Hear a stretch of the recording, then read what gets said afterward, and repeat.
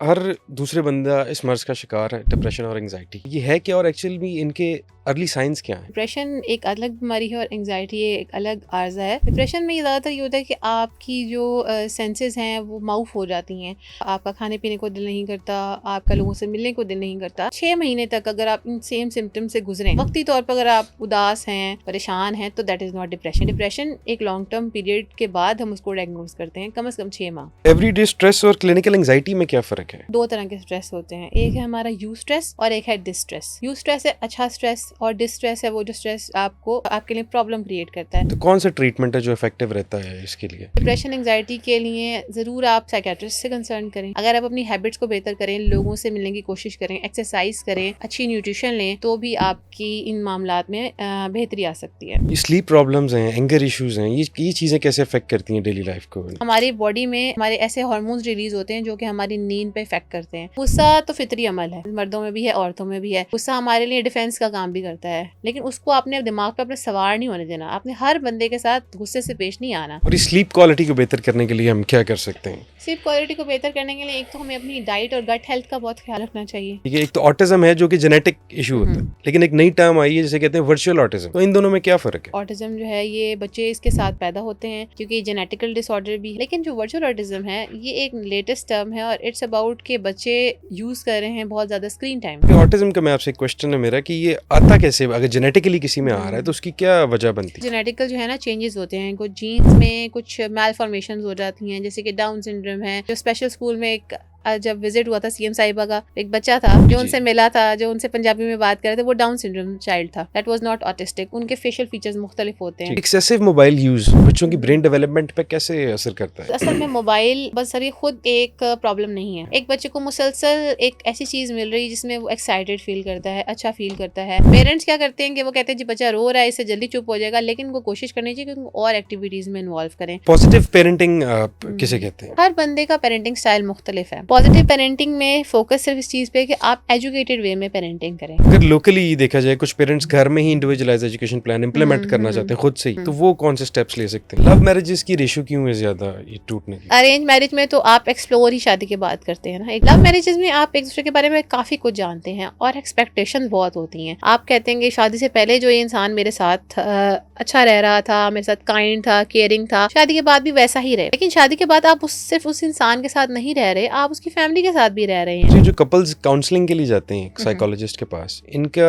Most common issue क्या देखा जाता है? लॉयल्टी के बहुत इश्यूज आ रहे हैं और कॉम्प्लिकेशंस आ गई हैं कि बीवियां एक्सपेक्ट करती हैं कि उनके हस्बैंड एक्सट्रीमली लॉयल हों, जो कि एक नीड है एक रिलेशनशिप को चलाने की। बिस्मिल्लाहिर्रहमानिर्रहीम, अस्सलाम वालेकुम, वेलकम टू एक पॉडकास्ट। मैं हूं आपका होस्ट फैज़ान इलाही। आज हम बात करेंगे मेंटल हेल्थ इश्यूज़ पे, जिस पे बात करने के लिए हमारे साथ मौजूद हैं clinical psychologist doctor Iram Shah. अस्सलाम वालेकुम डॉक्टर साहिबा, कैसी हैं आप? डॉक्टर साहिबा, वक्त देने का बहुत बहुत शुक्रिया। अल्हम्दुलिल्लाह मैं ठीक हूँ। डॉक्टर साहिबा, आजकल हर दूसरे बंदा इस मर्ज़ का शिकार है, डिप्रेशन और एंग्जायटी। और ये है क्या और एक्चुअल में इनके अर्ली साइंस क्या हैं? देखिए, डिप्रेशन और एंग्जाइटी को अक्सर जो है ना कंफ्यूज किया जाता है कि ये one and the other term है, लेकिन ऐसा नहीं है। डिप्रेशन एक अलग बीमारी है और एंग्जाइटी एक अलग आर्जा है। डिप्रेशन में ये ज़्यादातर ये होता है कि आपकी जो सेंसेस हैं वो माउफ हो जाती हैं। आपका किसी चीज़ में दिल नहीं लगता, आपका खाने पीने को दिल नहीं करता, आपका लोगों से मिलने को दिल नहीं करता। लेकिन एंग्जाइटी इससे बिल्कुल बरक्स है और एंग्जाइटी में आप परेशान रहते हैं, आप खौफज़दा रहते हैं, आप उन चीज़ों से दूर रहना चाहते हैं जिन चीज़ों में पहले आप इंटरेस्ट रखते थे। एंग्शियस लोग जो होते हैं वो छोटी-छोटी चीज़ों से घबरा जाते हैं, लेकिन जो डिप्रेस्ड लोग होते हैं जिनको डिप्रेशन है, वो अपने आप को किनारा कश कर लेते हैं। आहिस्ता-आहिस्ता आपको उनकी अपीयरेंस माशरे में, मामलात में बहुत कम नज़र आती है। तो there is a big difference between anxiety and depression. ये एक चीज़ नहीं है, ये मुख्तलिफ चीज़ें हैं। समझना ये है कि डिप्रेशन शुरू कैसे होता है, कहाँ से स्टार्ट होता है, इसके कोई कंफर्म सिम्पटम्स नहीं है। किसी भी वजह से ट्रिगर हो सकता है और 6 महीने तक अगर आप इन सेम सिम्पटम से गुजरें, यानी कि आपको भूख नहीं लग रही, आपका किसी चीज़ में ध्यान नहीं लग रहा, दिल नहीं लग रहा, आपका जो है जो रुझान है वो उस चीज़ की तरफ कम हो गया, आप खौफज़दा रहते हैं, आप अपने आप के बारे में मस्बत ख़यालात के बजाय मनफ़ी ख़यालात की तरफ जा रहे हैं, तो आपको फिर डॉक्टर से मशवरा ज़रूर करना चाहिए। हाँ, वक़्ती तौर पर अगर आप उदास हैं, परेशान हैं, तो दैट इज़ नॉट डिप्रेशन। लोगों को लगता है कि अगर वो 4 दिन परेशान रहे और फिर वो ठीक हो गए तो दैट इज़ डिप्रेशन। ऐसा नहीं है। डिप्रेशन एक लॉन्ग टर्म पीरियड के बाद हम उसको डायग्नोज़ करते हैं, कम से कम 6 माह। और एंग्ज़ायटी का भी इसी तरह से है कि अगर आप मुसलसल परेशान रह रहे हैं और आप खौफ़ज़दा हैं और अब आप लोगों से मिलना नहीं चाहते, जैसे कि आप पहले मिलना पसंद करते थे, तो 6 महीने तक अगर आपका ये रवैया चले तो आप एंग्ज़ियस हैं, एंग्ज़ायटी डिसऑर्डर का शिकार हैं। ठीक है। एक नॉर्मल इंसान जो है जैसे कि मैं हूँ, हुँ। मुझे कैसे पता लगेगा मैं डिप्रेशन या एंग्ज़ायटी से सफ़र कर रहा हूँ? देखिए, आपको इस तरह से पता लगेगा कि अगर आप अपनी रूटीन पे एक चेक रखें, आप देखें कि मैं क्या उसी तरह से खा रहा हूँ, जिस तरह से मैं पहले खाता था, क्या मैं उसी तरह से सो रहा हूँ, जिससे मैं पहले सोता, जिसे हम हाइपरसोम्निया और इंसोम्निया कहते हैं, या बहुत ज़्यादा सोना या बिल्कुल नींद का ना आना, भूख का बहुत ज़्यादा लगना या भूख का बिल्कुल ना लगना, या फिर आपका उन चीज़ों में से ध्यान और तवज्जो का उठ जाना जिनमें आप पहले एन्जॉय करते थे, लेकिन अब आप उन चीज़ों से, उन लोगों से बिल्कुल किनारा कश हो गए हैं। तो क्या आप इन सिम्पटम से गुज़र रहे हैं या आपका कोई दोस्त इन सिम्पटम से गुज़र रहा है, तो अगर आप देखें, नोटिस करें, तो आप उसको भी मदद करें और खुद के लिए भी मदद तलब करें कि क्यों इन चीज़ों से मैं गुज़र रहा हूँ। ये तो ठीक सब है, मेरी पसंद की चीज़ें थी, कोई भी इंसान नींद को अवॉइड नहीं करता, कोई भी इंसान अपनी भूख को अवॉइड नहीं करता। लेकिन जब ये चीज़ें शुरू हो जाएँ तो इसका मतलब है कि आप डिप्रेशन का शिकार हैं। अच्छा कुछ लोग इसमें ज़्यादा भी खाना शुरू कर देते हैं जी, डिप्रेशन में? डिप्रेशन में स्ट्रेस इंड्यूस ईटिंग जिसे हम कहते हैं, क्योंकि डिप्रेशन में स्ट्रेस भी आपको रहता है, तो उसे हम कहते हैं स्ट्रेस इंड्यूस ईटिंग। कुछ लोग ज़्यादा खाने से उनका वज़न भी बढ़ जाता है, तो इसमें स्ट्रेस इंड्यूस ईटिंग भी देखी जाती है। ठीक है, और कुछ लोग भी इतने कमज़ोर हो जाते हैं डिप्रेशन की वजह से कि आपको लगता है कि जैसे पता नहीं उन्होंने कोई ओज़ेम्पिक डाइट कर ली है, जैसे कि आजकल बहुत ज़्यादा चल रहा है। कुछ लोग बीमारी से इतना कमज़ोर हो जाते हैं क्योंकि उनके अंदर ही अंदर खौफ़ उनको खा रहा होता है। वो ठीक है, खौफ़ उनको बहुत कमज़ोर भी कर देता है। ठीक है। तो ये एवरीडे स्ट्रेस और क्लिनिकल एंग्ज़ायटी में क्या फ़र्क है? देखें, एवरीडे स्ट्रेस और क्लिनिकल एंग्जाइटी में भी बहुत बड़ा फ़र्क है, जैसे कि डिप्रेशन और एंग्जाइटी में फ़र्क है। एवरीडे स्ट्रेस तो ये नॉर्मल स्ट्रेस है। देखिए, क्या हम कहते हैं, 2 तरह के स्ट्रेस होते हैं। एक है हमारा यू स्ट्रेस और एक है डिस्ट्रेस। यू स्ट्रेस है अच्छा स्ट्रेस, और डिस्ट्रेस है वो जो स्ट्रेस आपको आपके लिए प्रॉब्लम क्रिएट करता है। जैसे आप एग्ज़ाम की तैयारी कर रहे हैं और अगर आप स्ट्रेस नहीं होंगे, यानी कि अगर आप थोड़ी-सी परेशानी नहीं लेंगे कि मैं एग्ज़ाम में अच्छा परफ़ॉर्म करूँ, तो आप कैसे तैयारी करेंगे? अगर कैसे? आपने किसी जॉब इंटरव्यू पे जाना है, आप उसके लिए तैयारी नहीं करेंगे, आपको यू स्ट्रेस नहीं है, तो आप कैसे उसके लिए अच्छे से परफ़ॉर्म करेंगे, अच्छा-सा पहन के जाएँगे और फिर आप पहुँचेंगे और अपीयर होंगे, दैट इज़ यू स्ट्रेस। इस तरह से है डिस्ट्रेस। अ, अगर आप किसी चीज़ के बारे में ज़्यादा परेशान हो रहे हैं, ज़्यादा खौफ़ज़दा हो रहे हैं और ज़्यादा सोच रहे हैं, तो वो है डिस्ट्रेस। तो ये है तो नॉर्मल स्ट्रेस की 2 फ़ॉर्म्स हो गई। लेकिन जब क्लिनिकल क्लिनिकल स्ट्रेस या क्लिनिकल एंग्ज़ायटी की आप बात करते हैं, तो जैसे कि मैंने आपको कहा कि 6 माह तक हमने उस बंदे को ऑब्ज़र्व करना है कि क्या वो मुसलसल परेशान है? क्या अब वो लोगों से मिलना नहीं चाहता? क्या वो सोशल एंग्ज़ायटी का शिकार है? क्या अब उसका घर से कदम बाहर निकालने को भी दिल नहीं करता? क्या वो इस कदर खौफ़ज़दा हो गया कि उसकी दिल की धड़कन उसको कानों में सुनाई देती है? तो ये तमाम सिम्पटम्स हैं क्लिनिकल एंग्ज़ायटी के। और ये सब काउंसलिंग और थेरेपी के थ्रू ही डायग्नोज़ होता है? देखें, सबसे पहले तो आपको हमेशा अपने जीपी के पास जाना चाहिए, जिसको हम जनरल फिजिशियन कहते हैं। ठीक है, डॉक्टर के पास आप जाएँ, अपने फैमिली डॉक्टर के पास जाएँ, उसको बताएँ कि मैं किन सिम्पटम से गुज़र रहा हूँ। अगर तो सिम्पटम इस नौइयत के होंगे कि वो ट्रीट कर सकता है, तो वो इसको स्टार्ट लेगा, लेकिन ethically it should be refer to a psychiatrist और अ साइकोलॉजिस्ट। ठीक है, साइकियाट्रिस्ट और साइकोलॉजिस्ट दोनों मिलके काम करते हैं। साइकियाट्रिस्ट यूजुअली मेडिकेशन प्रोवाइड करते हैं और साइकोलॉजिस्ट जो हैं वो थेरेपी या काउंसलिंग प्रोवाइड करते हैं। तो जो भी एलिमेंट है, जो भी साइकोलॉजिकल मर्ज़ है, उसमें इन दोनों का कॉम्बिनेशन हमेशा बेहतर वर्क करता है। साइकोलॉजिस्ट और साइकियाट्रिस्ट की साथ-साथ वर्किंग होती है। जैसे जैसे बीमार अगर आप हैं, आपको बुखार है, तो आप जनरल फिजिशियन के पास जाएँगे, वो आपको कोई ना कोई ऐसी दवाई देगा जिससे आपका बुखार कम हो जाएगा। हुँ, इसी तरह से जब आपको कोई ज़हनी आर्ज़ा है, तो आप साइकियाट्रिस्ट के पास जाएँगे जो कि दिमागी मसलों का एमबीबीएस डॉक्टर है। वो आपको ऐसी दवाई देगा जिससे आपकी एंग्ज़ायटी पहले से कमतर हो जाएगी। इसके बाद तीसरी चीज़ आती है साइकोलॉजिस्ट और साइकियाट्रिस्ट के अलावा, जो कि है लाइफ़स्टाइल चेंजेस। अगर आप अपनी हैबिट्स को बेहतर करें, लोगों से मिलने की कोशिश करें, एक्सरसाइज़ करें, अच्छी न्यूट्रिशन लें, तो भी आपकी इन मामलात में बेहतरी आ सकती है। ठीक है। और एंग्ज़ायटी डिप्रेशन हमारी डेली लाइफ़ में रिलेशनशिप्स को और वर्क परफ़ॉर्मेंस को कैसे अफ़ेक्ट करती है? बहुत ज़्यादा एंग्ज़ायटी और स्ट्रेस इसको इफ़ेक्ट करता है। देखें, रिलेशनशिप का अच्छा रहने के लिए आपका खुद हेल्दी होना बहुत ज़रूरी है। अगर आप ज़हनी तौर पे तनाव का शिकार हैं, आप परेशान हैं, जैसे कि बहुत सारे हमारे मर्द हज़रात हैं, दफ़्तर से आते हैं, काफ़ी परेशानी का शिकार होते हैं, मुआशी मामलात को डील कर रहे हैं, इस वक़्त इन्फ्लेशन बहुत ज़्यादा है, महँगाई है। वो अंदर ही अंदर कुढ़ते रहते हैं, जैसे कि मर्दों को कहा जाता है कि मर्द तो रो नहीं सकते, मर्द तो किसी से अपने दुःख का इज़हार नहीं कर सकते। तो एक स्टिग्मा है कि नहीं आप इज़हार कर सकते। तो अब जब वो इस तरह के मसले से गुज़र रहा है, तो उसका अपना ताल्लुक जो है अपनी बीवी और बच्चों के साथ कैसे अच्छा होगा? हम ये कैसे एक्सपेक्ट कर सकते हैं कि एक बंदा स्ट्रेस से गुज़र रहा है और वो तमाम मामलात को अच्छी तरह निभा ले? ऑब्वियसली उसकी अपनी भी कुछ नीड्स हैं। इसी तरह से अगर आप इसमें प्रोफ़ेशनलिज़्म में बात करें, तो एक बंदा घर से परेशान आ रहा है, वो अपने घर वालों की और अपनी अपनी नीड्स को पूरा नहीं कर पा रहा, तो प्रोफ़ेशनली भी वो अच्छी तरह परफ़ॉर्म नहीं कर पाएगा। एक बंदे का प्रोफ़ेशनली और पर्सनली और इंटरपर्सनली हेल्दी वे में परफॉर्म करने के लिए उसका स्ट्रेस फ्री रहना बहुत ज़रूरी है। ठीक है। इसके लिए हमें चाहिए कि हम फ़ौरन जो है वो तिब्बी जो मदद है वो हासिल करने की कोशिश करें। साइकोलॉजिकल फ़र्स्ट एड लें, जो कि आजकल एक नया कॉन्सेप्ट आया है साइकोलॉजिकल फ़र्स्ट एड का, कि आप किसी न किसी ऐसे बंदे से मशवरा ज़रूर करें जो आपको गाइड करे कि आपने फ़र्दर क्या करना है। तो कौन-सा ट्रीटमेंट है जो इफ़ेक्टिव रहता है इसके लिए? डिप्रेशन और एंग्ज़ायटी के लिए? डिप्रेशन एंग्जाइटी के लिए ज़रूर आप साइकियाट्रिस्ट से कंसल्ट करें और फिर साइकोलॉजिस्ट के पास जाएँ, क्योंकि मेडिकेशन तो आपकी केमिकल इम्बैलेंसेस को ठीक करेगी ना, लेकिन जो थेरेपी है वो आपको वो तरीके बताएगी कि आपने नॉर्मल रूटीन में या नॉर्मल लाइफ में आपने दोबारा कैसे आना है, दोबारा शामिल कैसे होना है, और इन चीज़ों से जिनसे आप खौफज़दा हैं, जिनसे आप परेशान हैं, जिनको आपने एक बहुत बड़ा एक मुअम्मा बना लिया है कि मैं शायद इनसे डील नहीं कर सकता, आप कर सकते हैं। ठीक है। हमने अपनी विल पावर को स्ट्रॉन्ग करना है, हमने अपनी उन एबिलिटीज़ को स्ट्रॉन्ग करना है जिनसे हम इनको डील कर सकते हैं। अक्सर वो लोग जिनकी जो है ना सेल्फ लव, सेल्फ एस्टीम लो होती है, जो हर किसी की बात को असर ले लेते हैं, वो जल्दी इन हुँ, चीज़ों का शिकार हो जाते हैं। वो लोग जिनकी अपने बारे में एक self esteem, self perspective strong होता है, वो जल्दी डिप्रेशन और एंग्जायटी का शिकार नहीं होते, क्योंकि वो लोगों की बातों पे इतना ज़्यादा जल्दी रद्द-ए-अमल नहीं करते। ठीक है। तो इसलिए हमें अपने आप को रिज़िलिएंट बनाना है, अपने आप को ट्रेन करना है कि हम हर बात पे येस भी ना कहें और हर बात पे नो भी ना कहें। लेकिन एक एक बैलेंस वे में चलें और एक हेल्दी वे में चलें, ताकि हम लोगों की बातों की वज़ह से तनाव का और दबाव का शिकार ना हों। ये स्लीप प्रॉब्लम्स हैं, एंगर इश्यूज़ हैं, ये चीज़ें कैसे अफ़ेक्ट करती हैं डेली लाइफ़ को? स्लीप प्रॉब्लम और एंगर इश्यूज़ दोनों अलग-अलग पहलू हैं। देखें, हाइपरसोम्निया और इनसोम्निया की मैंने आपसे बात की, तो कभी-कभी ये तो होता है कि आपके स्ट्रेस की वज़ह से आपका स्ट्रेस लेवल अगर हाई है तो आपको नींद नहीं आती। या अगर आप बहुत परेशान हैं या डिप्रेस्ड हैं तो आपको नींद बहुत ज़्यादा भी आ रही होती है।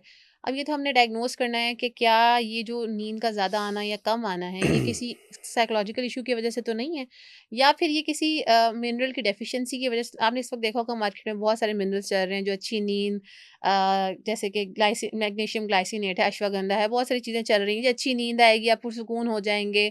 और क्योंकि देखें, हमारी बॉडी में हमारे ऐसे हार्मोन्स रिलीज़ होते हैं जो कि हमारी नींद पे इफ़ेक्ट करते हैं। अगर हमारी बॉडी में कॉर्टिसोल लेवल बहुत ज़्यादा है, आप बहुत ज़्यादा स्ट्रेस्ड हैं, तो आप नहीं सो पाएँगे। ठीक है। आपकी अच्छी नींद के लिए ज़रूरी है कि आपका दिमाग आपका पुरसुकून हो। उसमें बहुत सारी और भी चीज़ें हैं कि हम लोगों से डील कैसे करें। अगर हम दिल में ग्रजेस रखेंगे, हम दिल में रोज़ लड़ाई झगड़े और परेशानियाँ रखेंगे, तो हम कैसे सोएँगे? हम नहीं सो पाएँगे। हमारी ज़िंदगी पूरी तरह से इफ़ेक्ट होगी। हमने अपने दिल को साफ़ करना है, अपने रिलेशन को अपने खुदा से स्ट्रॉन्ग करना है, और अगर हमें मेडिकेशन की ज़रूरत है तो उस पे भी हमें जाना चाहिए। हम इसको क्योर करें। नींद की कमी इंसान को बहुत जल्दी बीमारियों का शिकार कर देती है। और जहाँ तक बात गुस्से की आप कह रहे हैं, तो गुस्सा तो फितरी अमल है। मर्दों में भी है, औरतों में भी है। गुस्सा हमारे लिए डिफेंस का काम भी करता है। यानी कि हमें बचाता है उन चीज़ों से जो हमारे लिए प्रॉब्लमैटिक हैं बुरी। लेकिन जब ये हद से गुज़र जाता है, तजावुज़ कर जाता है, हर छोटी बात पे आपको गुस्सा आ रहा है, क्योंकि आप ज़रूर किसी न किसी ज़हनी बीमारी का शिकार होते हैं जब आप हर छोटी बात पे गुस्सा करते हैं। नेचुरल गुस्सा, या जो एक नेचुरल फिनोमेना है गुस्सा का आने का, वो तो आपका डिफेंस है। जैसे कि इंसान जब शिकारी दुनिया में रहता था, जो कहते हैं हुँ, कि जब उसको गुस्सा आता था या जानवर उस पे अटैक करते थे तो वो रिस्पॉन्ड करता था।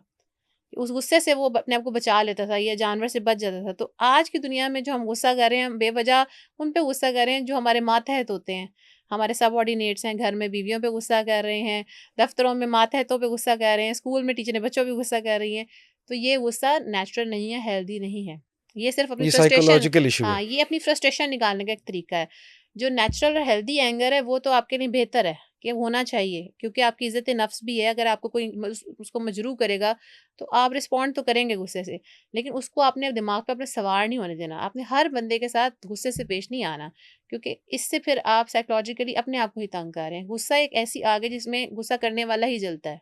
ठीक है। तो इसको कैटर करना है, और आपने अपने जो मिज़ाज हैं उनको काम डाउन रखना है। ज़रूरत के तहत अगर आपके साथ कोई ज़्यादती कर रहा है, कोई प्रॉब्लम में आप हैं, तो वहाँ तो अपने गुस्से का इज़हार करें। लेकिन अगर ज़रूरत नहीं है तो आप गुस्सा ना करें। ठीक है। तो एंगर मैनेजमेंट के लिए कोई टिप्स? एंगर मैनेजमेंट के लिए टिप्स सबसे बड़ी तो हम अपने अगर एंसेस्टर से ही देख लें, हमारे रसूल पाक हैं, सही हमारे बात। मौला अली हैं, इनको अगर हम देख लें तो वो बताते हैं कि जब मुझे हमको गुस्सा आता था, मौला अली का फरमान है कि गुस्सा आता था तो वो मस्जिद में जाके ईंट सर के नीचे रख के लेट जाते थे, बजाय कि गुस्से का इजहार करने के। वो इस तरह क्यों करते थे कि वो उसको काम डाउन करने की कोशिश करते थे। नबी पाक ने ये बताया है कि अगर आप गुस्सा आए तो आप बैठ जाएं, बैठे हैं तो लेट जाएं, पानी का इस्तेमाल करें। क्यों? ताकि आप उसको काम डाउन करें गुस्से को। ये तो हमारे हो गए ना दीनी दीनी मामला। तो अगर हम साइकोलॉजिकली बात करें तो साइकोलॉजी भी कहती है कि आप डीप ब्रेथ्स लें, आप साँस लें, आप तहम्मुल का मुज़ाहिरा करें, क्योंकि गुस्से में इंसान से बहुत गलतियाँ हो जाती हैं। गुस्से में इंसान वो काम कर जाता है जिसको नहीं करना चाहिए।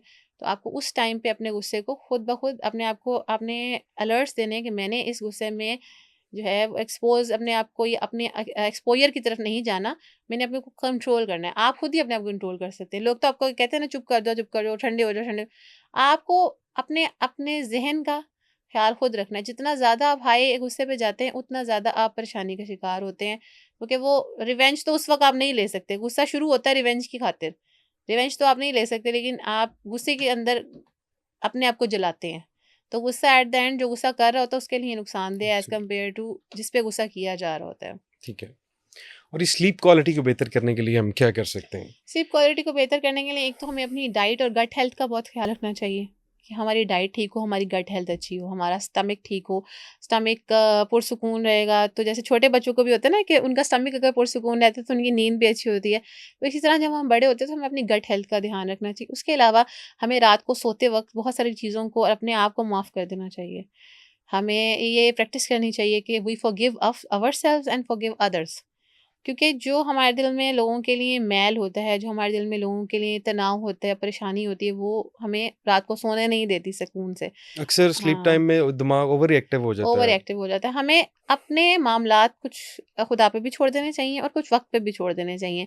हम जब लेटते हैं तो हम बहुत ओवरथिंक करते हैं। हम ये भी कर लेते, काश हम ये कर लेते, हम ऐसा कर लेते। सब कुछ हमारे हाथ में नहीं है। कुछ चीज़ों के लिए आप कोशिश करें और कुछ चीज़ें अपने रब पे छोड़ दें। तो इससे भी बहुत सारी मामलात बेहतर हो सकते हैं कि आप हर चीज़ का सॉल्यूशन खुद नहीं दे सकते। ठीक सो है। Do your best and leave the rest to God. कोई मैसेज उन लोगों के लिए जो मेंटली एग्ज़ॉस्टेड या ओवरवेल्म्ड हैं? मेंटली एग्जॉस्टेड या ओवरवेल्म्ड तो हम आजकल हमारी जनरेशन बहुत ज़्यादा है क्योंकि वो वैसे इतना ज़्यादा कंटेंट देख रही है, इतना ज़्यादा मटेरियल से एक्सपोज्ड है कि एग्जॉस्ट होना बनता है।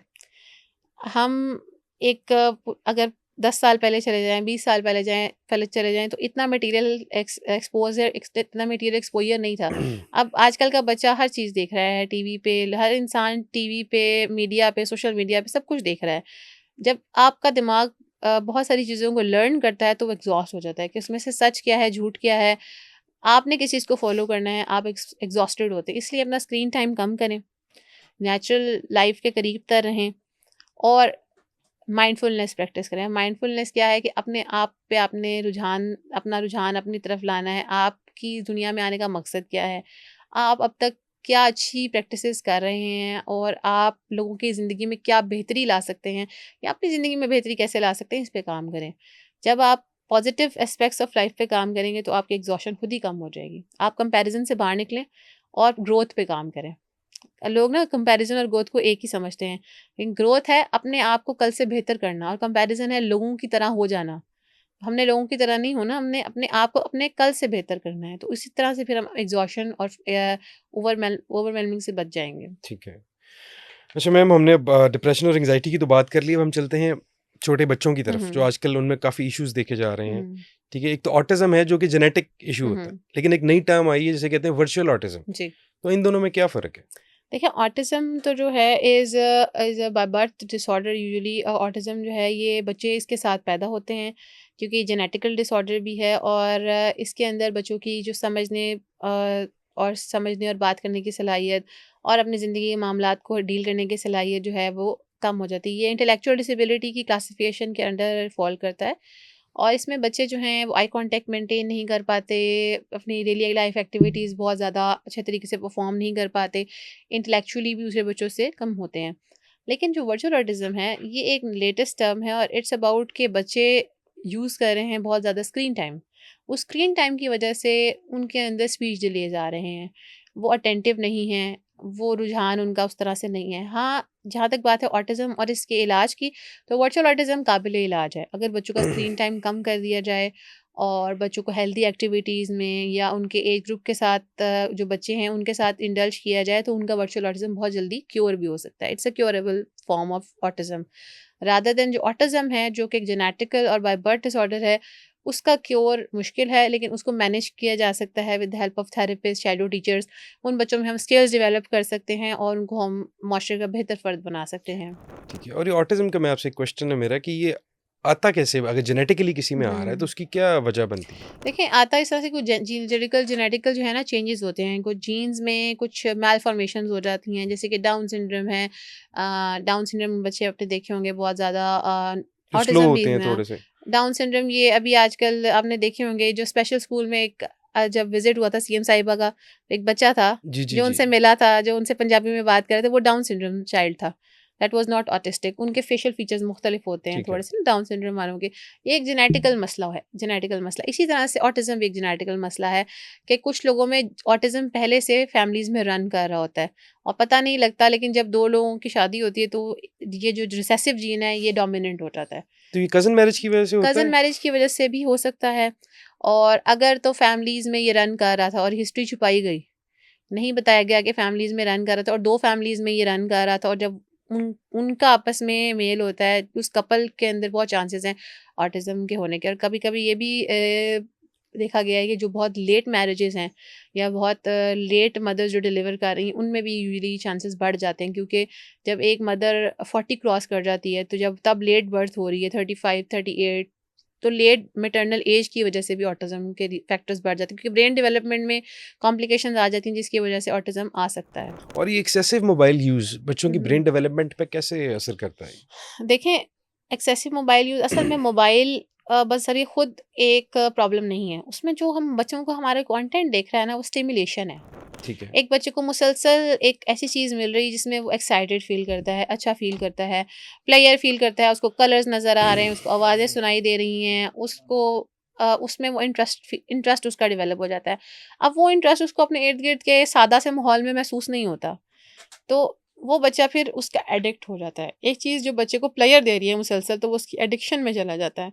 तो हमें बीइंग पेरेंट्स इस चीज़ का ख़्याल रखना चाहिए कि हमारे बच्चे जो भी मवाद देख रहे हैं, वो एडिक्टिव ना हो और बहुत ज़्यादा स्टिमुलेटिंग ना हो।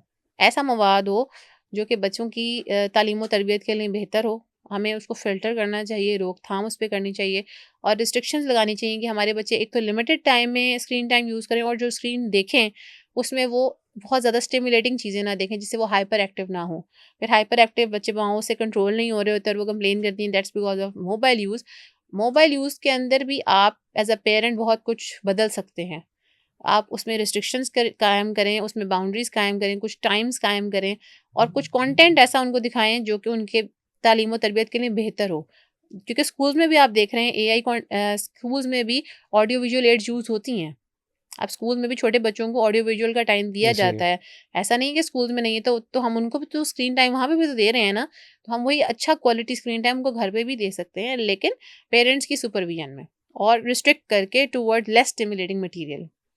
आजकल के पेरेंट्स ने तो ये मोबाइल फ़ोन को बेबीसिटर बनाया हुँ, हुआ है। हुँ। बच्चा रोता है, उसके हाथ में फ़ोन पकड़ा देते हैं, तो हुँ। ये कैसे? नहीं देखें, हम अपनी ज़िम्मेदारियों से भागने की कोशिश करते हैं। हम जिस दौर से ताल्लुक़ रखते हैं, वहाँ तो माओं ने फ़ोन यूज़ नहीं किया और बाकायदा टीवी भी नहीं था। तो हम तो नहीं स्टिमुलेट होते थे, लेकिन आज का बच्चा जब देखता है कि माँ-बाप के हाथ में भी तो फ़ोन है ना, तो वो फिर स्टिमुलेट क्यों ना हो? जब वो देख रहा है कि ये लोग भी इससे एन्जॉयमेंट हासिल कर रहे हैं, इसको देख के खुश हो रहे हैं, हुँ। स्क्रीन के साथ अच्छा वक़्त गुज़ार रहे हैं, तो उसको लगता है कि ये मैं इसकी तक मेरे भी एक्सेस होनी चाहिए, मैं भी इसका हकदार हूँगी, मैं भी इसको एक्सेस करूँ। पेरेंट्स क्या करते हैं कि वो कहते हैं जी बच्चा रो रहा है, इससे जल्दी चुप हो जाएगा, लेकिन उनको कोशिश करनी चाहिए कि उनको और एक्टिविटीज़ में इन्वॉल्व करें। उनके साथ खेलें, उनके साथ बात करें, उनको टहलाएँ, उनको थोड़ा टाइम दें। अपना टाइम सेव करने की खातिर आप एक बच्चे को ऐसी लत लगा रहे हैं जिसका बाद में आपको ही नुकसान होगा, क्योंकि वो बच्चा एग्रेसिव भी हो जाएगा, हाइपर भी हो जाएगा और उसका आदी भी हो जाएगा। क्योंकि जब तक आपने देखा होगा बहुत सारे बच्चों के सामने फ़ोन ना आए तो वो खाना ही नहीं खाते। हुँ, ऐसे ही। वो बिल्कुल भूखे रहते हैं, ज़िद करते हैं, तो फिर वो खाना कहाँ जा रहा है? वो उनके फ़ोकस करके वो जब उसको खा नहीं रहे तो उनकी सेहत भी नहीं बन रही। तो हमें कोशिश करनी चाहिए कि उनको ऐसी एक्टिविटीज़ दें, उनको ऐसे टॉयज़ दें या ऐसे माहौल में रखें या ऐसे लोगों के करीब रखें जो उनको फ़ोन को अल्टरनेट कर सकें, फ़ोन की महरूमी को दूर कर सकें। और मतलब पेरेंट्स को अपना लाइफ़स्टाइल चेंज करने की भी ज़रूरत है जी, ताकि बच्चे उन्हें देख के पिक करें जी। और उस तरह। पेरेंट्स को भी चाहिए कि जब वो बच्चों के इर्द-गिर्द हों तो अपने स्क्रीन टाइम को लिमिट कर दें और उनको ये ना दिखाएँ कि हम भी इस फ़ोन पे डिपेंडेंट हैं, क्योंकि बच्चे जो जो करते हैं वो लर्न करते हैं फ्रॉम देयर पेरेंट्स। अगर माँ-बाप के मोबाइल से हाथ हाथ से मोबाइल नहीं छूटेगा तो बच्चे किस तरह से उससे फिर दूर रह सकते हैं। जब आप अपने बच्चे के करीब जाएँ तो कुछ टाइम के लिए उस मोबाइल को साइड पे कर दें। वो इतना अहम नहीं है जितना आपके बच्चे की तरबियत अहम है। और ये पॉजिटिव पेरेंटिंग किसे हुँ। कहते हैं? देखिए पॉज़िटिव पेरेंटिंग आजकल बहुत ज़्यादा इस बारे में बात हो रही है कि पॉज़िटिव पेरेंटिंग हर बंदे का पेरेंटिंग स्टाइल मुख्तलिफ है। पॉज़िटिव पेरेंटिंग में फ़ोकस सिर्फ़ इस चीज़ पे है कि आप एजुकेटेड वे में पेरेंटिंग करें। एजुकेटेड वे में पेरेंटिंग से मुराद ये है कि आप बच्चे के साथ एज़ एन एडल्ट चलें। हम अक्सर महसूस करते हैं कि हमारा बच्चा छोटा है, वो बातों को नहीं समझता।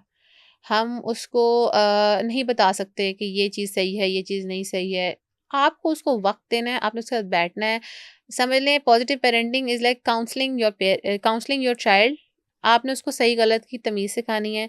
आपने उसके साथ प्यार से पेश आना है।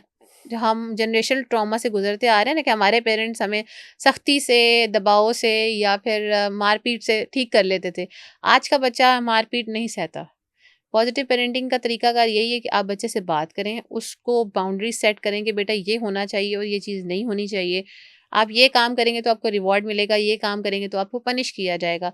और कुछ चीज़ों पे आप उन उसके साथ बिल्कुल टर्म्स पे रहें कि ये बेटा आपने ये सी चीज़ें जो है ना मुझसे नहीं छुपानी, ये चीज़ें मुझे बतानी हैं और ये चीज़ें आपके लिए हेल्दी हैं। तो वो बच्चा आप देखें कि हर बच्चे के अंदर इतनी हिस्स होती है कि आप उसको जब एज़ अ एडल्ट डील करते हैं ना, आप उसको बच्चे की तरह डील ना करें। आप उसको एज़ अ एडल्ट डील करें, उससे बैठ के बातचीत करें, गुफ्तगू करें। पॉज़िटिव पेरेंटिंग इज़ बेसिकली बात करना। हर बात ये ना एक्सपेक्ट करें बच्चा खुद ही समझ जाएगा या ये बच्चे को ये नहीं करना चाहिए। उससे आप बातचीत करें और उसकी रहनुमाई करें और आप बच्चे ये देखें आजकल के इतने समझदार हैं कि अगर आप उनको एक बार एक बात समझा दें तो नेक्स्ट टाइम आपको वो बात खुद रिपीट करके बता रहे होते हैं कि हाँ, ये बात ऐसे है। आप उनको बताएँ कि जब आप स्कूल जाएँगे अगर आपको कोई बुली करे तो आपने उसको कैसे डील करना है। आप अगर किसी को ज़रूरत में देखें तो आपने उसकी कैसे मदद करनी है। आपने उनको ज़िंदगी गुज़ारने के तरीके अल्फ़ाज़ से भी और एक्शन से भी सिखाने हैं। That is positive parenting. अच्छा मैम, ये इंडिविजुअलाइज़ एजुकेशन प्लान क्या होता है? और क्या ये सिर्फ़ स्पेशल बच्चों के लिए होता है या सबके लिए? देखिए इंडिविजुअल एजुकेशन प्लान जो है ये तमाम बच्चों के लिए होना चाहिए।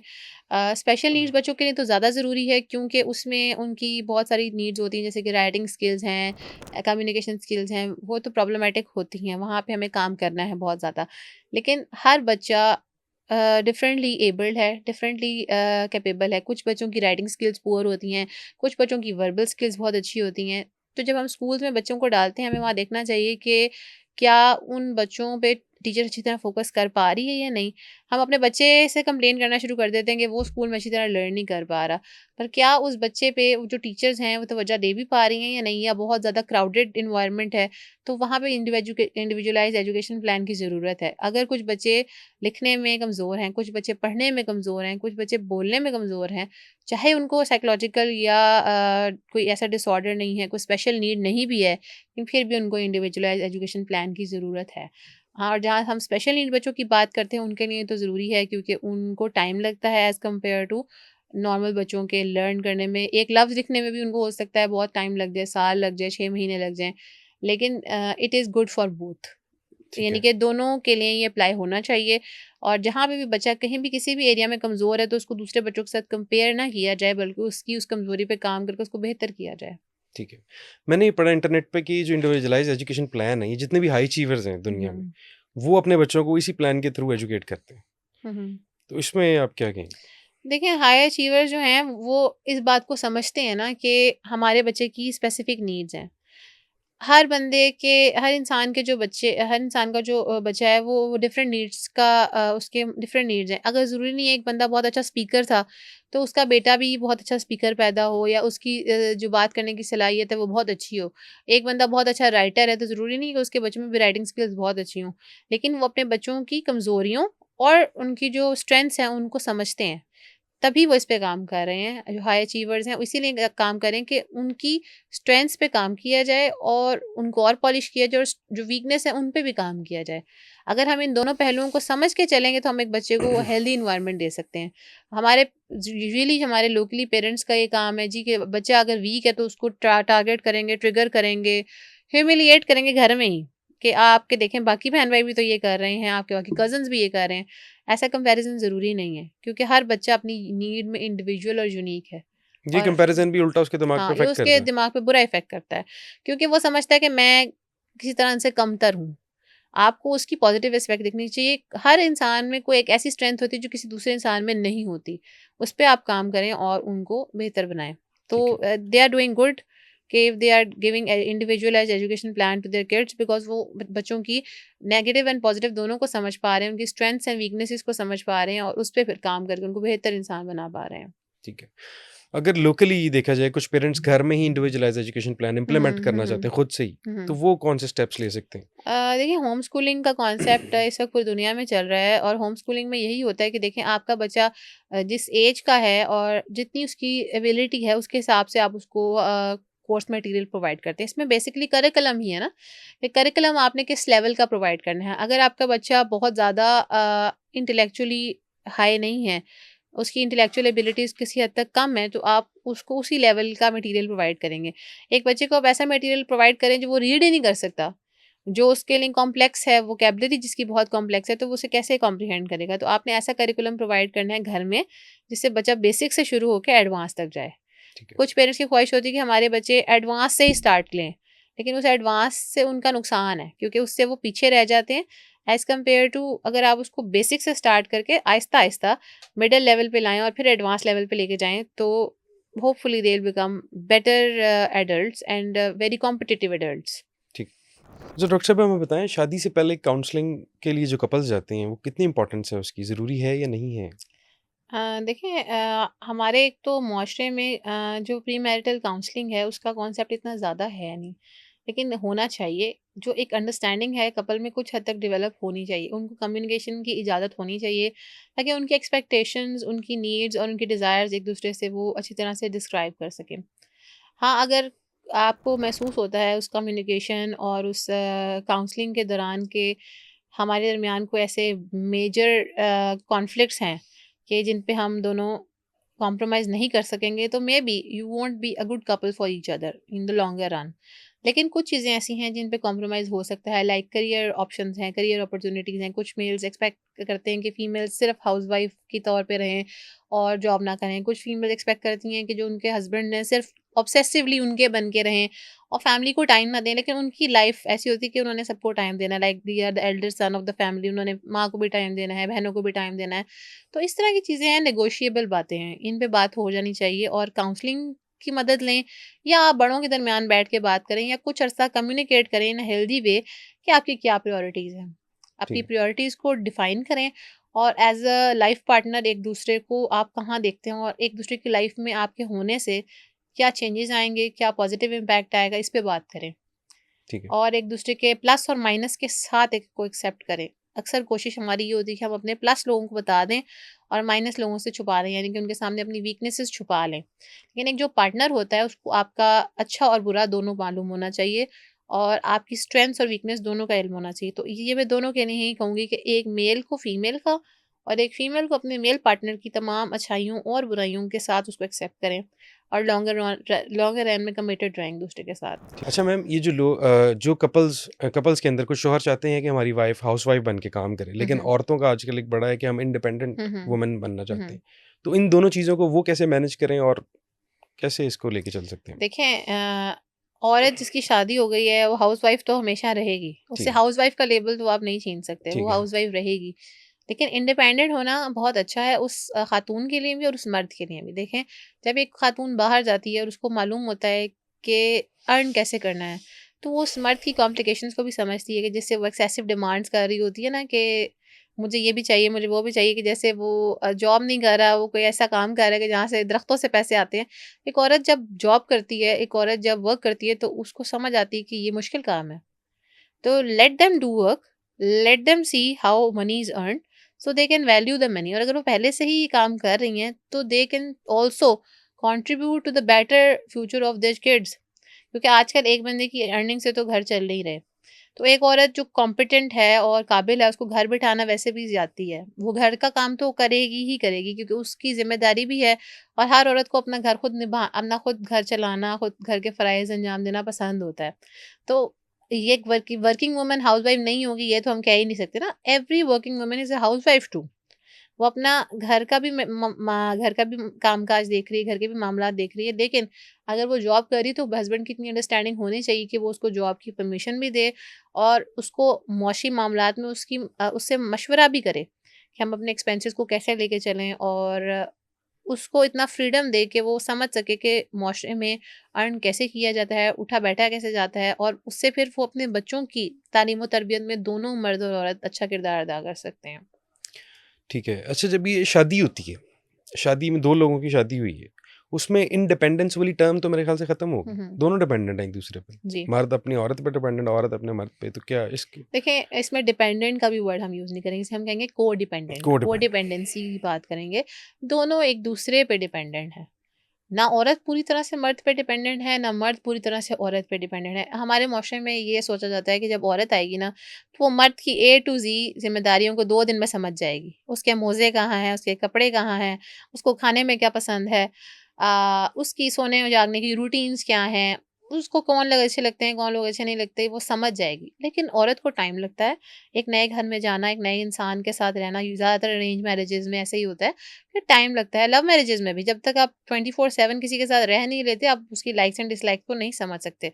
इसी तरह से औरत की जो नीड्स हैं, जो अपने घर से वो आ रही है, जहाँ उसने इतने साल गुज़ारे हैं, उसके भाई उसको कैसे ट्रीट करते थे, उसके फादर उसको कैसे ट्रीट करते थे, वो उसकी फैमिली में उसको कैसे ट्रीट किया जाता था। अगर वही एक्सपेक्टेशन लेकर वो आ रही है कि मुझे वैसा ही ट्रीट किया जाए, उससे अच्छा ट्रीट किया जाए, और उसकी वो एक्सपेक्टेशन मीट नहीं होती, तो फिर क्लैशेज़ आते हैं। तो इन दोनों को एक दूसरे पे से इस बातचीत करनी चाहिए, कपल में आपस में कम्युनिकेशन गैप नहीं होना चाहिए। टॉलरेंस होनी चाहिए और अंडरस्टैंडिंग होनी चाहिए कि एक-दूसरे की जो ज़रूरियात हैं, उन पे बात हो और उनको पूरा करने की एफ़र्ट हो। एफ़र्ट नहीं नज़र आती हमें। बता दिया जाता है, नरेट कर दिया जाता है और एक्सपेक्ट किया जा रहा होता है कि मियाँ-बीवी की बात बगैर बोले समझ जाए और बीवी जो है वो मियाँ की बात बगैर बोले समझ जाए। हालाँकि बगैर डिस्कस किए, कम्युनिकेट किए कोई भी किसी की बात को नहीं समझ सकता और फिर क्लैशेज़ आ जाते हैं। जी, जो कपल्स काउंसलिंग के लिए जाते हैं हुँ, हुँ। साइकोलॉजिस्ट के पास, इनका मोस्ट कॉमन इश्यू क्या देखा जाता है सब में? देखें, इस वक़्त आज के दौर में जो है ना एक्सपोज़र बहुत ज़्यादा है, जिसकी वज़ह से ना लॉयल्टी के बहुत इश्यूज़ आ रहे हैं और कॉम्प्लिकेशंस आ गई हैं कि बीवियाँ एक्सपेक्ट करती हैं कि उनके हस्बैंड एक्सट्रीमली लॉयल हों, जो कि एक नीड है एक रिलेशनशिप को चलाने की। उसके अलावा ख़ावंद समझ रहे होते हैं कि जो बीवियाँ हैं वो एक्सट्रीमली अंडरस्टैंडिंग हो। वो हमारे फाइनेंशियल इश्यूज़ को भी समझें, हमारे फैमिली इश्यूज़ को भी समझें, लेकिन उनको उस समझ तक लेके जाने के लिए वक़्त चाहिए, काम करना है दोनों ने एक-दूसरे पे। अगर कोई गलती होती है, लॉयल्टी पे आप कॉम्प्रोमाइज़ ना करें, लेकिन हमेशा हर गलती का अंजाम जो है वो रिश्ते का इख्तिताम नहीं होता। गलती के बाद अगर अगर हमें अल्लाह ताला माफ़ कर सकता है तो हम इंसान हैं, हमें माफ़ कर देना चाहिए। जैसे लेकिन जो बार-बार गलती करे, जो हैबिचुअल हो गलती का, वो गलती नहीं है, वो ऑफेंड है। मतलब वो एक ऑफेंस है और एक गुनाह है। और वो आप अगर गुनाह में चले गए हैं, मतलब आप एक गलती को बार-बार रिपीट कर रहे हैं और आप बार-बार चीटिंग कर रहे हैं, तो आप जान के कर रहे हैं। वो गलती नहीं है। फिर रिलेशनशिप्स टूटते हैं। इसी तरह से औरत अगर अपनी समझदारी से या अपनी अंडरस्टैंडिंग में कोई गलती कर रही है और वो पहली बार, दूसरी बार तो गलती है, लेकिन वो जान के आपकी नीड्स को इग्नोर कर रही है। आपको ना खाना टाइम पे मिल रहा है, ना आपको कोई और आपकी नीड सैटिस्फाई हो रही है। आपको बहुत ज़्यादा कॉम्प्रोमाइज़ करना पड़ रहा है अपनी क्वालिटी ऑफ लाइफ़ पे। यानी कि उस औरत ने आपकी ज़िंदगी को मुहाल किया हुआ है, अपनी डिमांड से और अपने ऐसे एक्सपेक्टेशन से जो कि रियल नहीं है। तो वहाँ पे भी हम उनको यही बेहतर मशवरा देते हैं कि जहाँ आप लोग इतना क्लैश आ गया है कि आप एक दूसरे को समझना नहीं चाहते, एक दूसरे के ज़ोन में फिट नहीं होना चाहते इन अ हेल्दी वे, तो आप फिर अलग-अलग इख्तियार कर लें। और अगर आप फिट हो सकते हैं, आप साथ रह सकते हैं, तो आप फिर कॉम्प्रोमाइज़ पे चलें। कॉम्प्रोमाइज़ उन बातों पे जो कि एक दूसरे की इज़्ज़त नफ्स को मजरूह ना करें, जो एक दूसरे पे हक और फ़राइज़ हैं उनको मजरूह ना करें, तो फिर आप साथ चल सकते हैं। ठीक है। In comparison with arrange marriages, hmm. Love marriages की रेशियो क्यों है ज़्यादा ये टूटने की? देखिए, एक अरेंज मैरिज में तो आप एक्सप्लोर ही शादी के बाद करते हैं ना, एक-दूसरे को जानते ही शादी के बाद हैं। आपका निकाह हो गया, आपकी रुखसती हो गई, उसके बाद you are in a phase of exposure, you are in a phase of knowing each other. Love marriages में आप एक-दूसरे के बारे में काफ़ी कुछ जानते हैं और एक्सपेक्टेशन बहुत होती हैं। आप कहते हैं कि शादी से पहले जो ये इंसान मेरे साथ अच्छा रह रहा था, मेरे साथ काइंड था, केयरिंग था, शादी के बाद भी वैसा ही रहे। लेकिन शादी के बाद आप उस सिर्फ़ उस इंसान के साथ नहीं रह रहे, आप उसकी फ़ैमिली के साथ भी रह रहे हैं और उस इंसान की अपनी कुछ फ़ैमिली नीड्स हैं, आपको पहले वो जो ट्रीटमेंट दे रहा था, आपके साथ पहले जो उसके ताल्लुकात थे, वो एक प्रायोरिटी बेसिस पे थे। You are not the part of his family, he was trying to make you a part of his family, but now you have to adjust with the in-laws, with the culture, और आपको हर चीज़ के साथ adjust करना है। तो उसमें कहीं न कहीं वो इंसान भी प्रॉब्लम का शिकार होता है। आपको उसको टाइम एंड स्पेस देना चाहिए, और उस खातून को भी टाइम एंड स्पेस देना चाहिए कि अब वो सिर्फ़ आपकी जो है वो महबूबा नहीं रही, वो घर की बहू भी है, वो आपके बच्चों की माँ भी है। और जब बच्चे हो जाते हैं तो एक फैमिली लाइफ़ शुरू हो जाती है, तो आप जल्दी उससे उकताना शुरू हो जाते हैं कि खातून तो हर वक़्त बच्चों पे लगी रहती है, घर में लगी रहती है, लेकिन है तो वही खातून। बहुत सारी मैरिजेज़ में, इवन बच्चों के बाद भी लव मैरिजेज़ फ़ेल हो रही हैं, क्योंकि वो एक्सपेक्टेशंस जिनके साथ शादी हुई थी कि ये मेरे साथ ऐसे रहेंगे, ख़ावंद के बारे में, और ये मेरी खातून जो मेरी बीवी हैं वो मेरी महबूबा ही सारी ज़िंदगी बन के रहेंगी, तो वैसा नहीं होता। शादी के बाद एक फ़ैमिली लाइफ़ शुरू हो जाती है। तो अपने फ़ैमिली के हवाले से इसको शेप करना है और देखना है कि कौन कैसी ज़िम्मेदारियाँ निभा रहा है और फ़ैमिली में एडजस्ट होने की कैसी कोशिश कर रहा है। अगर वो कोशिश पॉज़िटिव है तो आप स्पेस दें और वक़्त दें, और फिर रिलेशनशिप्स वर्क करेंगे। लेकिन क्योंकि वही एक्सपेक्टेशन चल रही होती है महबूब और महबूबा वाली, तो जब एक्सपेक्टेशन मीट नहीं होती तो रिश्ते जल्दी ख़त्म हो जाते हैं। लव मैरिज वालों के लिए कोई टिप आपकी तरफ से? लव मैरिज वालों के लिए मेरे लिए टिप यही है कि अंडरस्टैंडिंग ज़रूर डेवलप करें, पर ओवरली एक्सपेक्ट ना करें। ठीक है। एक्सपेक्टेशंस की हाँ, अपनी बाउंड्रीज़ बना के। एक्सपेक्टेशंस को लिमिट में रखें और वक़्त दें एक-दूसरे को, क्योंकि बहुत सारी चीज़ें जो आपने पहले देखी थी, वो एज़ एन इंडिविजुअल देखी थी एक-दूसरे में। अब आप फैमिली का हिस्सा हैं। You are a part of their family and they are part of your family. आप दोनों फैमिलीज़ का हिस्सा हैं, और अगर आप फैमिलीज़ का हिस्सा नहीं हैं, सेपरेट भी रह रहे हैं, तो भी आप अब रिलेशनशिप में हैं, और अब आप कुछ शराइत और ज़वाबित के अंदर हैं। आप अब ख़ावंद हैं और वो बीवी हैं, तो अब हर बंदे को अपने हकूक़ व फ़राइज़ का पता है। तो एवरीबॉडी वांट्स कि आपका पार्टनर जो है वो आपकी नीड फुलफ़िल करे, और ख़वातीन चाहती हैं कि उनको केयर मिले, तवज्जो मिले, टाइम मिले, अटेंशन मिले, लेकिन कहीं न कहीं वो अटेंशन और तवज्जो कहीं न कहीं डिस्ट्रैक्ट हो रही होती है, और ख़ावंद चाहते हैं कि हमारी बीवियाँ उसी तरह सजी-सवरी रहें जैसे वो पहले थी, लेकिन अब उन पे घरों की ज़िम्मेदारियाँ भी हैं। अगर वो इंडिविजुअल और न्यूट्रल फैमिलीज़ में भी रह रही हैं, तो अभी तो घर को सँभालते-सँभालते औरत कहीं न कहीं अपना आप भूल भी जाती है। तो थोड़ा वक़्त दें। You should give time and space to each other to establish that love again after love marriage. ठीक है। Thank you so much ma'am for coming. और My मेंटल हेल्थ तो pleasure. ऐसा इशू है जिसे अवेयरनेस की बहुत ज़रूरत है। Mhm. ठीक है। और thank you viewers for watching. मिलते हैं नेक्स्ट एपिसोड में।